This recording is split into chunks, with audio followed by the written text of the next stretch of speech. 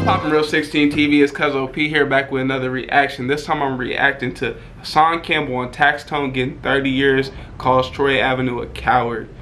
I'm a big fan of, hold on, 3, 1, video playing now. New York. Go ahead and hit your like, subscribe, and share button. I'm gonna go ahead and say this. I'm a big fan of Troy Ave, and I'm a huge fan. The reason why I did YouTube in the first place is Tax Tone. If you don't know who Tax Tone is, legendary podcaster. Unfortunately, he went to prison. I truly enjoy this podcast. Ironically, I'm watching Joe Budden's podcast on TV right now, but he was known for having issues with Joe Budden. But I'm a huge fan of him and Troy Avenue. Really and truly enjoyed this man's music. I ain't really listened to him since the day he told on Tax Tone. But I ain't gonna lie to you, all about the money, do. Like, nigga used to listen to Troy Ave too. City podcast thing was also like one of the most. I did. He was like, when he came out, he was like one of my favorite guys. I remember his double XL freestyle, all that. Like, kind of showed us that a street dude could become a popular podcaster in like 2014, 2015, way before all the developments we've seen since then. I remember being in my own apartment by myself, young age, bro. Young age, like 19, well not young, but like 19, 18 in my apartment watching Tax Tone. At that point? Early in the game, I really wasn't, but I ain't gonna lie, I fuck with the Lacoste outfit though. And I had the honor of you know, speaking to him from behind the wall and him telling me his story and stuff like that. And I think that it's sad because Tax Stone's story with Troy Ave is the story of I ain't gonna lie. I'm by this AC, that shit trolling on the internet that went bad. You know, and I think that Tax Stone had the potential to be one of the best in podcasting. Yeah.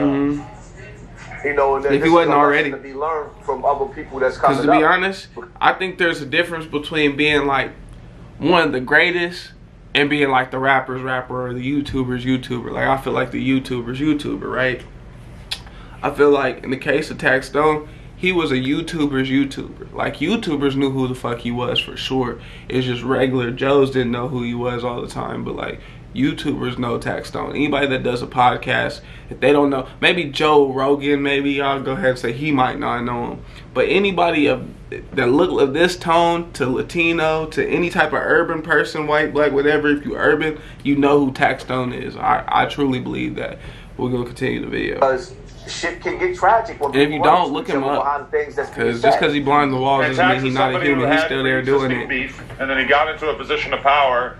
And instead of, you know, maybe taking a step back from some of his sort of petty street beefs, he used that power and that platform to basically antagonize those beefs. And then he continued to move around in a way that realistically he probably didn't have to. You know, in terms of, I mean, I had people tell me that you never saw Tax without a gun on him. And in New York City, that's a dangerous state of affairs. It is really and by the time he got in New York. to that backstage at that T.I. show, you know, he definitely could have been moving around in a different way, or he definitely could have, you know, not engaged in that scenario. I mean, it probably would have been hard to not engage in that scenario because he had been antagonizing Troy Ave on his podcast. So here's my thing with the whole because I don't want to get into the Tax Stone situation, but now that it's all legal, it's in the courts and stuff like that. It's more of that he knew he needed one because of danger, but it's the reason why they put so much emphasis on his crime is because he had to like move smart enough to even get a gun in the building. You know what I'm saying? That's really why it went that way. And the only reason I'm doing all that is because he has already been in trouble for it and shit like that. But to be honest, I think that's the only reason he got in that much trouble. Because like I said, well, I didn't say this, but we from an area where guns is cool. So if 5 niggas walk up on me, I'm not going to jail. I was in danger. I could shoot all y'all, right? But in New York, you can't do that. So it's kind of like one of them things where it's like,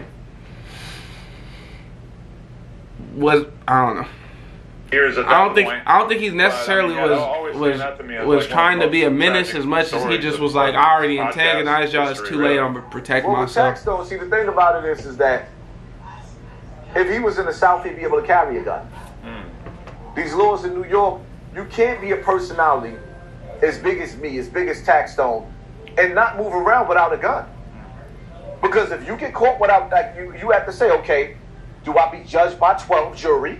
Or do I be carried by 6 people? Look, it's better to have one than get caught without one. So let me put it like this. If you don't got no choice, bro. If you don't got no choice,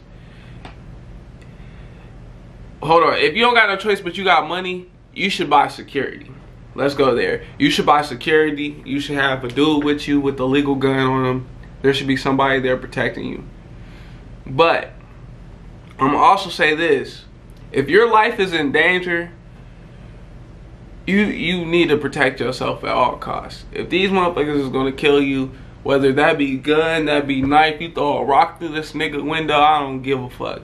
You need to protect yourself, especially when you know you have something to lose like that, like a sign and all this. They like, if they following you around, bro, they follow you around because they know for sure you got something they want. They not following you around just because you didn't talk some shit. In the case of Taxstone, he was kind of a bully. Loved the nigga to death. He even admitted. He said multiple times he coached people to do shit that do the opposite of the shit he was doing. He said, I bully niggas, that's why I got shot. Don't bully niggas. He was very good at coaching people not to do bullshit that he did. I'm gonna be 100. But protect your life. There is no in between. Now I'm not at gonna, all I'm costs. Not Protect your life. With, Troy Ave was cool, but Troy Ave wanted to be recognized as. But it's better be dead than in jail too. So I'm saying it's fucking cold in when here, you see bro. Tax inside that club, AC beat my ass. He could have kept walking, but because he felt like Taxstone was outnumbered, they jumped him. Mm-hmm. You know, and my whole thing is, you get caught by the police, mm-hmm. and you don't stand tall. A night of pleasure turned into a night of pain. And I like when you sit back and you put the puzzles together of the whole night. I done took every interview and listened to everything. You got, it's so much. You got Mano, right? Mm-hmm. The illest nigga in Nebraska. I listened to his interview. Mm-hmm. He ran out of his shoes. He left his shoes in the club. He left his bitch in the club. She got shot. He ran out the club. Damn. He left his man 80 in the club. I ain't gonna lie to you. So not to just keep pausing it, but I'm gonna be 100. She's getting out first. Female, whatever you wanna call her. She hey, it's already, hey, these niggas tripping, go. Like, that's my only rule. If I ever look like I'm really not playing, like if it don't seem like I'm fucking around, like I'm being serious, babe, these niggas staring at us, go. That's period. It don't whoever I'm with, my friends, whatever, you know what I'm saying? I don't really got friends no more, but like say I wouldn't even say friends, I'd say like anybody I'm with, like especially if you're a female, like my mama or something, like nigga, they tripping. Like one time a dude tried to grab my girl ass. I'm over here like, don't stand behind me, stand in front of me, cause this nigga tripping. Do I ask my girl out of the building first? That's all I was getting at. Your girl should be out the building before you. There's no way there should be shooting and you be like, where your girl at? She back there with the bullets, nigga. I use this to tell people, a night of pleasure will turn into a night of pain real fast. A night of pleasure will turn into so you got Mano running out of club. He left 80 in the club. He stood outside there. The girl got shot. She thought she would be protected by all those Brooklyn niggas. She wasn't. No. You got... Just want to throw out there, this isn't an area, not saying these niggas don't know how to shoot, but this is an area where these niggas ain't just allowed to have guns. Let's be honest. I don't think how they get down gun wise, unless there's somebody that's under some training or some other shit, I don't think it's as good as like how people in Texas get down, how the regular Joe in Texas probably knows these niggas come shooting. This is how we gonna dodge and do this. In New York, not everybody's coming through shooting.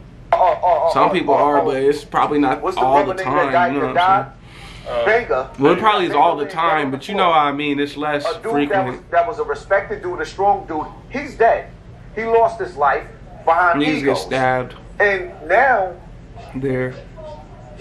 When you sit back and you analyze Troy Ave, he wants all the dudes that was with him to take the guns. He's not even man enough to do the punk ass 1 year he got for snitching. And he's still crying as he turning himself into the penitentiary. He's still crying. Talk about niggas didn't hold it down for him. You were supposed to be out here while these other niggas left their kids. You are disgusting. A nigga lost his life because of your mouth. You knew you had the... I get what he was getting at though. Like, I bring in the money. I'm the cash cow, nigga. You can't bond yourself out or you can't get out of your situation. You can't put money on your books. Would it make more sense for me to keep this money coming in? The problem is that all the controversy kind of made your music not as popular. So it ain't like you the cash cow no more at this point. Like he said, you just taking niggas from their kids. Off a hand? You could have just walked past that man and let that man do his thing. But instead, you wanted to play tough. So you look down upon how Troy Ave ended up handling it after the fact? Absolutely, he's a coward. Because when you when you get caught up in a situation, you got taxed on 30 years in jail. Right. You got him 30 years in jail. I can't sit right with that. He should have pled the fifth and took his time. I ain't going down for nobody. You going down for yourself, my nigga. You going down for yourself. You wanted to be a thug. Now you gotta walk that walk. Now you talking about the streets is a myth. The streets is not a myth. The streets is very real. Hey, and I know a nigga just like this. Without saying his name, I know a nigga just like this. About 2 years or like a year ago or whatever, nigga got in trouble. Nigga goes, "Oh, this shit is some bullshit. This, that, and the third." And I'm like, you not wrong. But it's not like when niggas say this is what you signed up for, we mean like not actually signed up. We mean like niggas say I steal an apple out of a store, and then the lady goes, "Fuck it, we gonna get you in trouble for stealing now." I signed up for the bullshit. You know what I mean? I signed up for the bullshit at this point, cause I ain't have to take the apple. My point to that is, I know niggas like that in real life. That when shit hit the fan, it don't matter that they wanted to be tough for months and months and years at a time. Shit hit the fan. It's on all of us and shit. And my screen recording might have stopped. I ain't gonna front with you. That shit might have stopped. It stopped. But we just end it right there. I think that's some bullshit anyway.